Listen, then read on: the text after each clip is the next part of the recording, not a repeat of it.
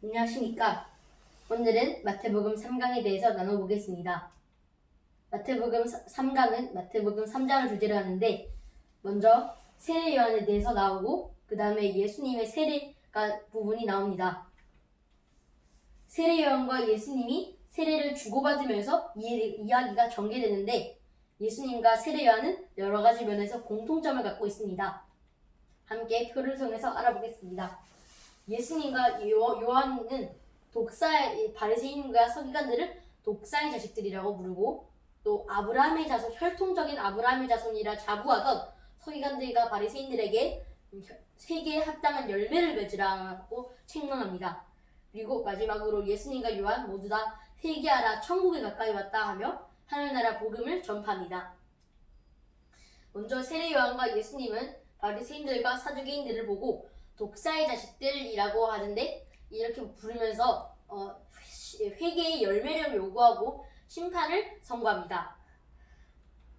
또 두 번째로 아브라함의 자손에 대해서 말하는데 혈통적인 아브라함의 자손이 아니라 회개에 합당한 열매를 맺고 다시 하나님께로 돌아오는 자들이 아브라함의 자손이라고 강조합니다. 또 마태복음 8장 11절에서 12절에서는 예수님이 그 나라의 본 자손, 한 나라에 원래 들어가야 하는 이스라엘 자손들이 아니라 세계 만방에서 오는 동서로부터 오는 많은 자들이 회개에 합당한 열매를 맺는 자들이 예수님의 나라와 하나님의 나라에서 잔치를 하고 하나님의 나라에 들어가서 복을 받을 것이다 라고 합니다. 또 열매에 대해서 다시 말하는데 좋은 열매를 맺지 못하는 자들은 나무는 또 심판을 받듯이 종말에 악인들이 불로 심판을 받을 것이다 라고 합니다. 이렇게 예수님과 세례 요한은 많은 공통점이 있는데 당시 요한은 광야의 요한이라는 칭호가 있었습니다. 당시 학자의 기록에 의하면 세례 요한은 선한 사람이었고 하나님을 향해 경건한 삶을 살도록 인도한 그런 사람이었고 많은 사람들을 세례에 동참시키고 그는 세례가 하나님에게 받아들여지기 위해서는 먼저 하나님을 더 알아가고 예수님의 긍휼을 받고 먼저 순종하고 회개하는 삶이 필요하다라고 생각했습니다. 여기서 요한은 광야에서 먼저 금식을 하고 활동을 했는데 유대의 광야는 요단강 아래쪽 또 계곡 동쪽에 있었는데 광야는 부정적인 생각과 긍정적인 생각이 둘 다 담겨져 있는데 부정적으로는 방황의 장소이지만 긍정적으로는 이스라엘 백성들이 애굽의 속박에서 벗어나서 완전한 회복과 온전한 회복을 기다린 곳이자 가나안으로 가기 전까지 머물렀던 해방 공간이었습니다. 선지자들은 광야를 새로운 시작을 의미하는 곳과 새 출애굽을 희망하는 장소로 이용을 하기도 했습니다. 또 세례 요한은 요단강에서 서쪽에서 동쪽에서 이렇게 건너오는 사람들에게 세례를 베풀었습니다. 마지막으로 요한과 예수님은 회개하라 천국이 가까이 왔다라는 전파하는 그런 구절을 사용하십니다. 이 말은 요한이 전한 소식의 핵심이고 예수님이 전한 복음의 내용입니다. 또 하늘나라가 가까이 왔다라는 말은 곧 도착한다 또는 문 앞에 와 있다라고도 해석할 수 있습니다. 요한이 전하는 소식은 하나님이 왕으로 다스리는 나라 또는 하늘에 속한 나라가 이 땅에 왔다는 것으로 하늘나라의 도래는 복음입니다. 그래서 이 복음, 하늘나라가 이 땅에 왔다는 것, 예수님이 이 땅에 왔다는 것 자체가 바로 복음입니다. 여기서 하늘나라는 하늘에 속한 나라라는 뜻인데 하늘에 속해 있던 나라를 메시아가 예수님이 이 땅에 내려와서 더 확장시키는 이 땅까지 더 확장시켜서 세계 만방이 하나님의 나라가 되도록 하는 것입니다. 또 하나님이 통치하시는 나라가 바로 하늘나라인데 이 하나님이 통치하시는 나라가 하늘나라가 왔다는 것이 바로 복음입니다. 여기서 가까이 왔다의 시제가 사용되는 내용들을 보면 마태복음 26장에서도 예수님이 잡혀갔을 때 가룟 유다가 예수님을 팔 때도 예수님이 나를 팔 자가 가까이 왔다라고 하셨는데 이 가까이 왔다가 이 나를 팔자 가로주다가 이미 와 있다라고도 해석할 수 있습니다. 또 예수님과 세례 요한은 둘 다 세례를 베푸시는데 먼저 요한의 세례와 예수님의 세례는 두 개의 차이점이 있습니다. 먼저 요한의 세례는 물로 하는 것이고 예수님의 세례는 불과 성령으로 세례를 베푸는 것입니다. 이 세례의 기능은 심판과 씻음, 정화 이런 구원의 의미를 담고 있습니다. 이렇게 물과 성령과 물의 차이는 수단의 차이지 기능의 차이는 아닙니다. 또 효과는 개인과 공동체적으로도 나뉘는데 개인적으로는 개인의 죄를 정화하고 구원을 선물합니다. 또 그룹적으로는 공동체적으로는 알곡과 쭉정이로 갈라진다라고 할 수 있는데 예수님은 종말에 이 세상에서는 교회에서는 악인과 의인이 공존하는 세상, 알곡과 쭉정이가 공존하는 세상이지만 종말의 때에는 다시 악인과 의인들이 갈라질 것을 예고하십니다. 또 실제로 물은 용서하는 힘을 갖지 않지만 성령은 용서의 능력을 행합니다. 광야와 요단강은 이스라엘 해방이나 회복을 상징하는 곳이었는데 기원 후 1세기에 자신들을 선지자나 메시아로 믿어서 광야와 요단강 쪽으로 자신의 추종자들과 함께 떠났던 적이 있었습니다. 이런 바누스라는 사람과 한 선지자, 익명의 선지자, 또 드다라는 사람들 여러 사람이 있었는데 그 사람들도 자신의 추종자들에게 자신이 요단강을 다시 여호수아 때처럼 다시 가를 것이다 라고 합니다. 이집트에서 해방된 이스라엘이 요단강 동쪽에서 서쪽으로 이렇게 약속의 땅에 들어간 것처럼 요한의 세례는 하나님이 주도하시는 죄의 속박에서의 해방과 회복을 상징합니다. 요단강에 들어갔다가 다시 나오는 것은 하나님의 회복과 해방을 가져올 회복의 땅에서 새 땅에서 새 백성으로 다시 태어날 것을 기대하는 것입니다. 또 7절에서 요한은 사두개인과 바리새인들에게 독사의 자식들이라고 하며 바리새인과 사두개인들을 책망합니다. 또 8절에서는 임박한 진노와 심판을 피할 유일한 방법은 회개고 이 회개에 합당한 열매를 맺어서 예수님을 믿고 복음을 믿어야 한다고 하는데 이렇게 진정으로 마음에서 회개했다는 표는 바로 삶에서 나타난다고 합니다.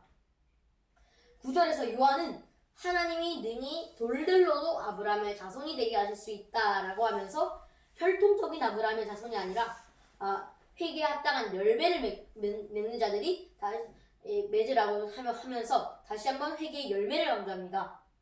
또 8장 11절 12절에서는 유대인들에게 너희는 그 나라를 뺏겼다라고 합니다. 그래서 이 말씀은 바리새인들과 사두개인들에게만 말하는 것이 아니라 오늘날 우리에게도 회개의 열매를 맺어야 합니다. 10절에서는 하나님은 능력을 계신 분이며 그런 능력으로서 회개를 하지 않는 자들은 열매를 맺지 않는 자들도 도끼로 이렇게 확 찍어서 영원한 불의 지옥에 태워버릴 수 있다라고 하면서 회개의 열매를 세례 요한은 계속해서 강조하고 있습니다. 불과 심판은 그래서 자주 연결되는 이미지로서 마태복음에서 성령과 함께 나오는 불은 태워버리는 심판을 의미합니다.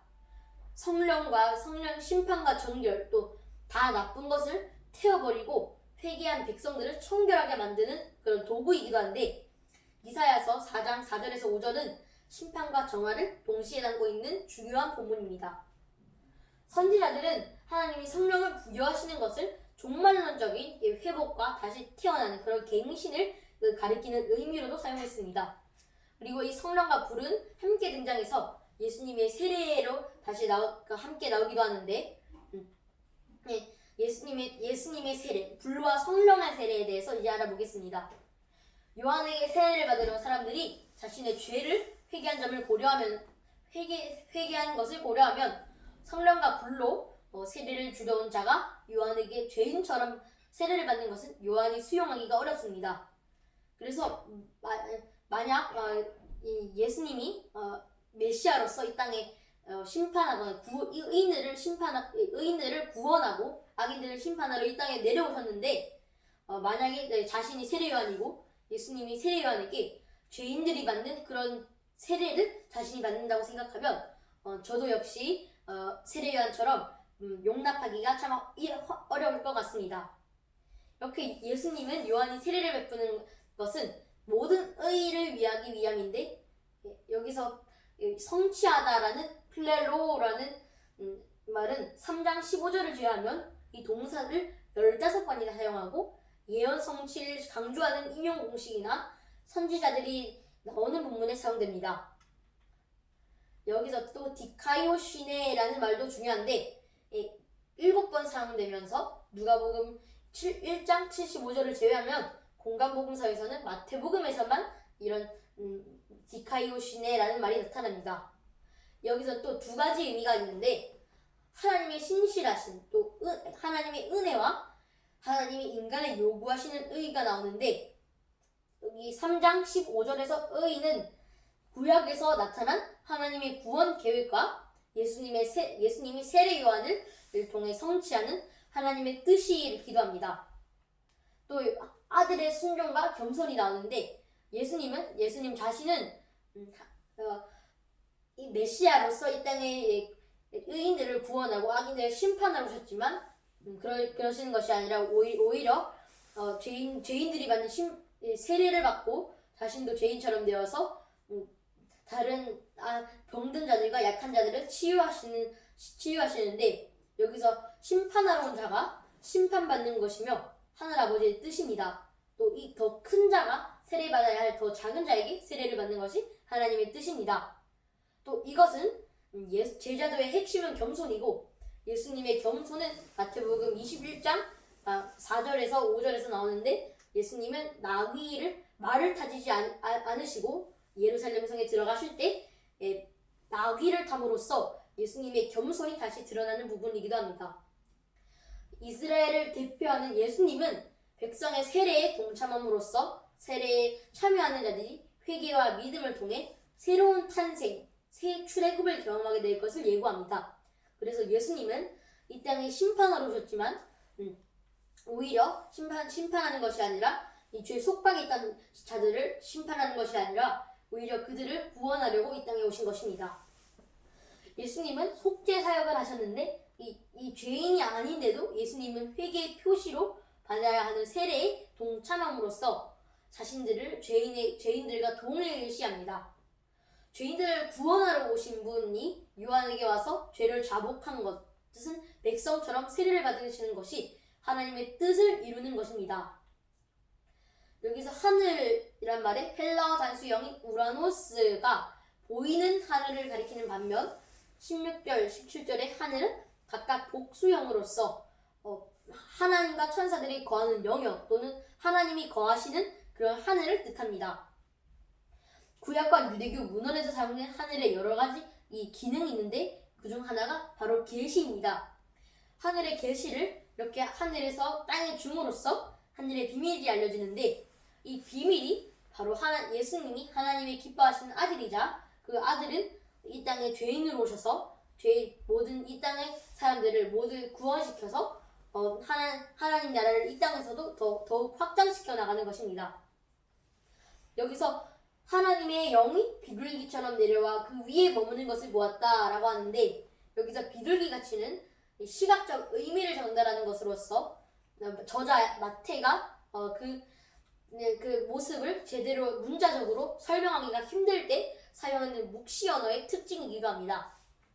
그러므로 우리들은 마태복음을 읽을 때 3장 부분을 읽을 때 비둘기가 진짜 비둘기가 이 땅에 여기 내려왔다는 것이 아니라 비둘기가 상징하는 의미를 생각해야 합니다.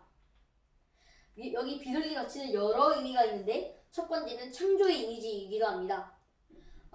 태초에 하나님 천지를 창조하시고 이 세상이 악하여져서 그것을 심판하실 때 홍수로 심판을 하셨는데 노아가 40일 기간에 홍수가 끝나고 나서 비둘기가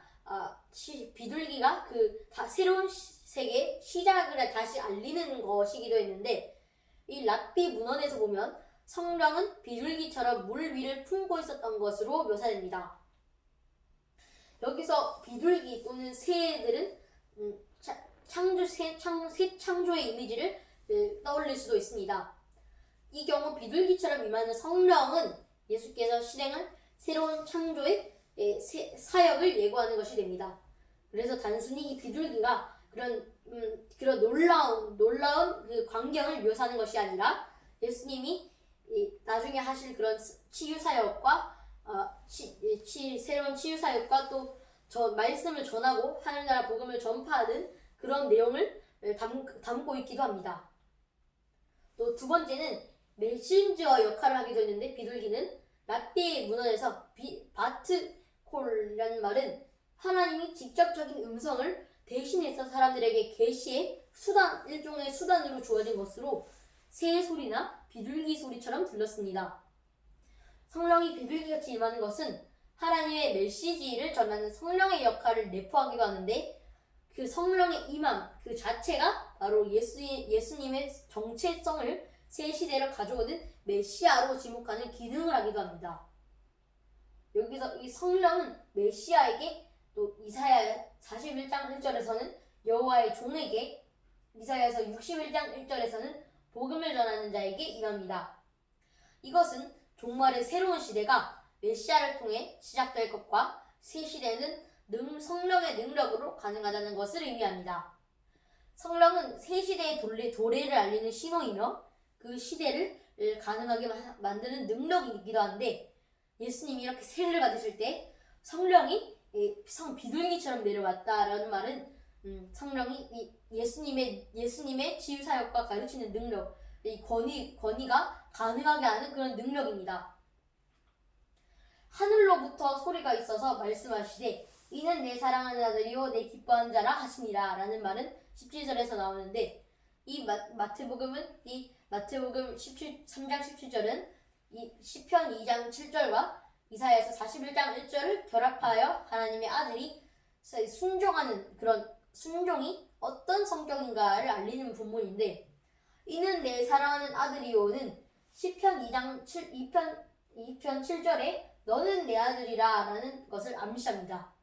이는 내 사랑하는 아들이요는 하나님이 사랑하시는 자신의 외아들 예수님을 말하는 것이고, 너는 내 아들이라 라는 말은 이 두 구절 모두 다 이 아들 예수님을 암시합니다. 여기 구약과 유대교의 배경에서 왕은 하나님의 아들로 불렀는데, 여기서 내 기뻐하는 자라는 말은 이사야서 42장 1절에 내 마음에 기뻐하는 자와 비슷합니다. 이사야서 42장의 총 내용을 보면 여호와의 종을 묘사하는데, 하늘에서 하나님은 자신의 종을 통해 명령을 땅에 전달하시는데, 이 전달하는 것이 바로 예수님이 이 땅으로 내려오셔서 하늘 복음을 전파하신다라는 것입니다. 이사야서 61장 1절은 하나님의 말씀에 순종하는 자에게 하는 말인데, 성령은 이런 하나님의 말씀에 순종하는 자, 복음이 전하는 자에게 임합니다. 예수님이 세례를 받으실 때, 하나님의 의를 이루실 때, 하나님의 뜻을 이루실 때 성령이 이렇게 비둘기처럼 내려왔다는 것처럼 하나님의 뜻을 이루는 자들에게는 성령이 임할 것입니다. 우리 예수님은 하나님에게 순종하시고 겸손하셔서 우리를 구원하셨는데, 그래서 우리에게도 겸손하고 하나님께 순종이라는 제자도의 덕목이 요구됩니다. 감사합니다.